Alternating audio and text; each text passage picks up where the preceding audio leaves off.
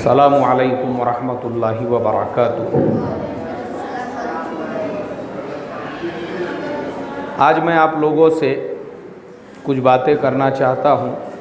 सबसे पहली बात तो ये है, हमने अपने मकतब के अंदर असातिज़ा इकराम को मारने पे पाबंदी लगाई हुई है और अल्हम्दुलिल्लाह कोई भी उस्ताद, मैं देखता हूँ किसी बच्चे को अब नहीं मार रहे हैं। तुम्हारे साथ में इतनी नरमी करके, इतना प्यार करके, इतना मोहब्बत करके, फिर भी कुछ बच्चों के माँ बाप जो है उनको ये भी गवारा नहीं है कि उस्ताद उनके बच्चे को कुछ बोले। एक बच्चे के अब्बा ने मुझे फ़ोन किए और बोले कि हमारे बच्चे को तुम्हारे एक उस्ताद ने जो है उन्होंने उसको झिड़की दी है, उसको सख्त अल्फाज बोले। तो मैंने उस बच्चे के अब्बा को पूछा, मैं बोला भाई हमारे किसी उस्ताद ने तुम्हारे बच्चे को मारा, बच्चे को कोई सज़ा दिया, बच्चे को लकड़ी से मारा, हाथ से मारा? बोले नहीं मारे तो नहीं, लेकिन बोले वो हमारे बच्चे को बहुत बुरा लगा। अब मेरा तुम लोगों से सवाल ये है, मुझे बताओ, दूसरे मकतबों में सज़ा देने पर पूरी आज़ादी है, लेकिन हमने लकड़ी इस्तेमाल करने पे, मारने पे पाबंदी लगाए, हमने गलत करे क्या? बोलो ना मुझे ज़ुबान से, हमने गलत की है क्या? और 50 मरतबा मैंने ऐलान किया हूँ, किसी भी बच्चे को अगर कोई तकलीफ़ है उसने आके मुझे शिकायत करने का। किसे शिकायत करने का? तो मुझे बोलने की बजाय अब वो उसके बाप को बोल रहा है। बाप को बुरा लग गया, मेरे बच्चे को बोले, मेरे बच्चे को बोले, मेरे बच्चे को बोले। तो मेरे समझ में ये नहीं आता, जब नहीं मारे और खाली बोले, उसका भी अगर बुरा लग रहा है तो ऐसा बाप वो अपनी औलाद का दुश्मन है। किसका दुश्मन है वो? औलाद का दुश्मन है वो बाप। एक बात याद रखो, दो बाप जो है ना, दो बाप वो अपनी औलाद के दुश्मन है।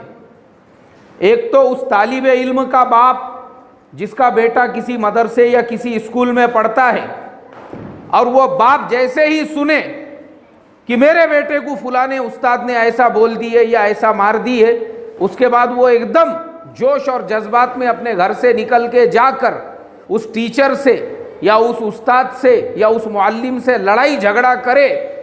वो बाप अपनी औलाद का दोस्त नहीं हो सकता है, वो अपनी औलाद का क्या है वो बाप? अरे भाई बोलो ना, दुश्मन है। एक तो ये बाप, और दूसरा कौन सा बाप? जिसकी बेटी किसी के घर में निकाह करके दी गई, जिसकी बेटी का बियाह हो गया और बेटी ने बाप के सामने ये घराना करी कि मेरे सास ने मुझे ऐसा बोली, मेरे ननन ने मुझे वैसा बोली, मेरे शोहर ने मुझे ऐसा बोला, मेरे शोहर ने मुझे वैसा बोला। उतना सुनते ही अगर बाप तैश में आके बेटी को उसके शोहर के घर पे जाके लेके आ जाए और शोहर पर, उसके माँ बाप पर, उसके रिश्तेदारों के ऊपर जाके केस कर दे, तो ऐसा बाप वो अपनी बेटी का दोस्त नहीं हो सकता है, वो अपने बेटी का क्या है? अब मैं तुमको दोनों की दो मिसालें देकर बताता हूं कि मदरसे में पढ़ने वाला, स्कूल में पढ़ने वाला, मकतब में पढ़ने वाला बच्चा, उसका बाप जाकर जब उस्ताद से लड़ाई झगड़े करके अपने बेटे की तालीम छुड़ा देता है, वैसे बच्चे आगे चल के क्या बनते हैं? हम लोग मदरसे में पढ़ते थे तो हमारे साथ में भी बहुत सारे साथी पढ़ते थे। तो एक मर्तबा मैं एक गांव में गया।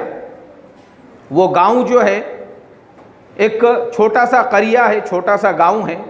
वो गांव के भी हमारे साथ में कुछ बच्चे पढ़ते थे। नासिक ज़िले के अंदर वो गांव है। तो मेरा नासिक जाना हुआ तो वो गांव में भी गया मैं, जिस गांव के बच्चे हमारे साथ में पढ़ते थे।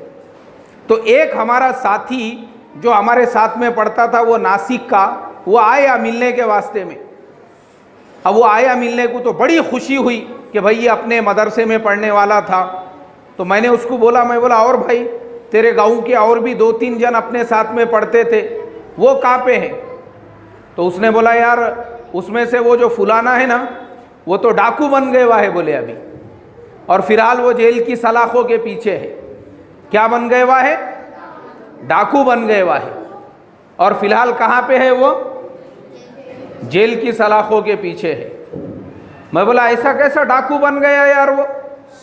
बोले वो तो दरोड़े खोर बन गया। बोले उसने क्या किया? छोटा मोटा दरोड़ा नहीं करा, कांदे के, टमाटे के, भाजी पाला के दुकान पे दरोड़ा नहीं मारा उसने। चलो ज़्यादा से ज़्यादा किराना दुकान पे इधर उधर देख के बिस्किट का पूड़ा जेब में डाल के निकल गया, चॉकलेट जेब में डाल के निकल गया, सामान लिया, दुकान वाला इधर उधर देख रहा था, इन्हें बाहर निकल गया। वैसी दरोड़खोरी नहीं करा बोले उसने। ट्रेन लूटा उसने। क्या लूटा?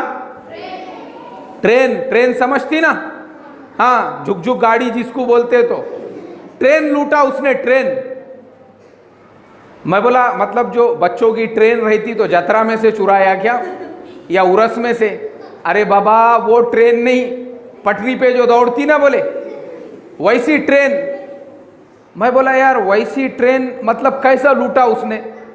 बोले वो गब्बर सिंह के ज़माने में जो लूटते थे ना, दो साइड से दो डाकू लोग घोड़े पे बैठ के दगड़क दगड़क दगड़क दगड़क ट्रेन के दोनों आजू बाजू से चलते थे, उसके बाद ट्रेन में घुस जाते थे दो नाली की बंदूक लेके।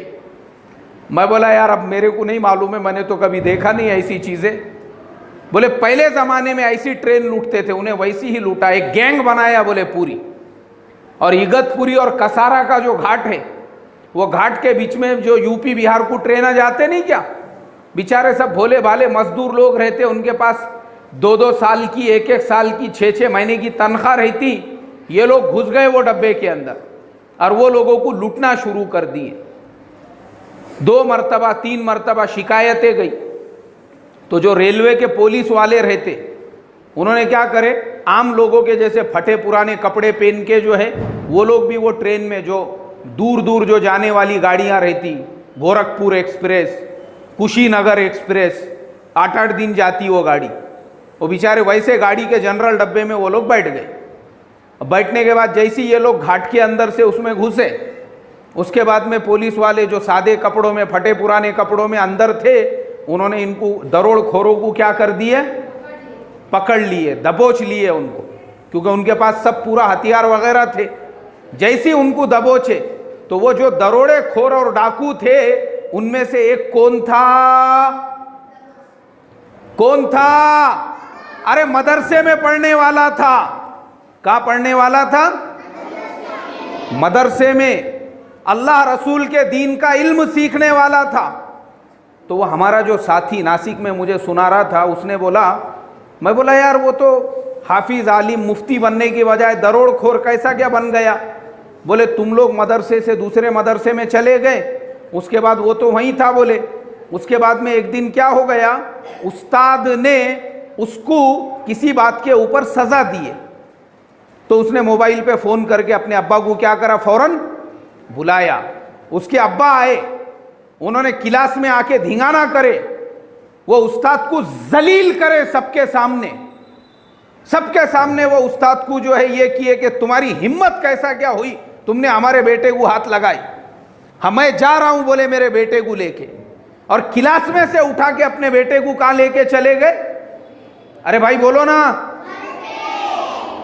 घर पे लेके चले गए। हमारा बेटा घर पे जाके ऑटो रिक्शा चलेगा, गाड़ी चलेगा, मजदूरी करेगा, नहीं तो नहीं पड़ा बोले उसने। और उस्ताद की सजा को बर्दाश्त नहीं करे, वहां से उठा के अपने बेटे को कहाँ लेके चले गए? घर पे लेके चले गए। और घर पे ले जाने के बाद में उसी की क्लास में जो पढ़ने वाले बच्चे थे वो बाद में हाफिज बने, आलिम बने, मुफ्ती बने। और वही हमारी क्लास का एक बच्चा आज गुजरात के एक मदरसे का शेखुल हदीस है। कहाँ के मदरसे का? कौन है? शेखुल हदीस, मतलब वहाँ बुखारी शरीफ पढ़ाता है वो, उसी क्लास का। और एक बच्चा जो है महाराष्ट्र के एक मदरसे का मोहतमिम है, वही क्लास का। और मैं एक तुम्हारे सामने खड़े हुआ हूँ उसी क्लास का, जो आज इस मस्जिद के अंदर मैं इमामत कर रहा हूं, और वो दरोड़े खोर भी उसी क्लास में पढ़ता था, लेकिन वो बजाय शेखुल हदीस मदरसे का मोहतमिम मस्जिद का इमाम बनने के क्या बना भाई वो? क्या बना भाई वो? क्यों बना? क्यों बना? मैंने जो बोला नहीं क्या, दो बाप वो अपनी औलाद के क्या है? तो उसके अब्बा भी उसके दुश्मन थे, जिनको लगा मेरे बेटे को, मतलब उनको क्या लगा, पूरी दुनिया में मैं अकेला ही हूं जिसने बेटा पैदा करा, बस दूसरों के तो झाड़ पे लगे हुए रहते, वहीं से तोड़ के लेके आते माँ बाप, डाल के अंदर डाल के उसको, आम के, कैरिया के, सीताफल के जैसा। तो ऐसा ये दुश्मन है ये बाप जो है।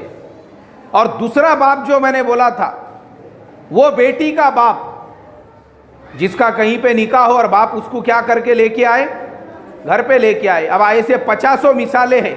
अब ये टॉपिक पे मैं रोशनी डालूंगा, मुझे लगता है ईशा की अजान हो जाएंगी, लेकिन अभी मुझे तुम सब लोगों को खाली ये बताने का है, इसके लिए जरा जरा सी बातें अपने माँ बाप को जाके मत बताओ। अरे तुम्हारे माँ बाप को भी शर्म आना चाहिए। हम तुम्हारे वास्ते लोगों की तश्कील करके चॉकलेट के जो है बर्नियाँ लेके आ रहे, हर हफ्ते मिठाई तकसीम कर रहे, हफ्ते को केक तकसीम कर रहे। किसको तकसीम कर रहे? वो हमारी औलाद को तकसीम कर रहे। अब भी मैंने सबको चॉकलेट बांटा। मेरा बेटा है क्या ये क्लास में कहीं, या दूसरे जो उस्ताद है उनमें से कितों के बेटे हैं यहाँ पे पढ़ने को? है किसी का? नहीं। तुम्हारे वास्ते इतना करके मेरे ये समझ में नहीं आता, माँ बाप को ये कैसे नहीं समझता हूँगा, हमारे बच्चों को इनाम मिल रहा, हमारे बच्चों को इकराम मिल रहा, हमारे बच्चों को पैसे मिल रहे, हमारे बच्चों को नए नए कपड़े। अरे हमने लोगों की तश्कील करके नए नए कपड़े बनाने लगाए क्या नहीं लगाए?